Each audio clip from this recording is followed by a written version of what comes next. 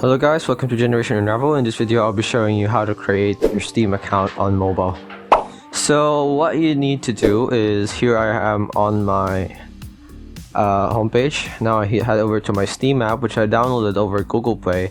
And then as you can see here, you actually can't see anything here that can help you create your account. So what you need to do is head over to your Google Chrome and just search up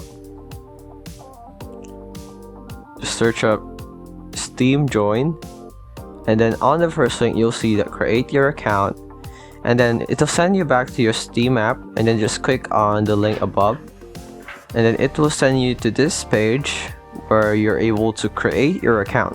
So it's that simple to create a Steam account on mobile. Just fill out these necessary informations and you're off and ready to go. Thank you for watching this video. This was Generation Unravel saying bye bye.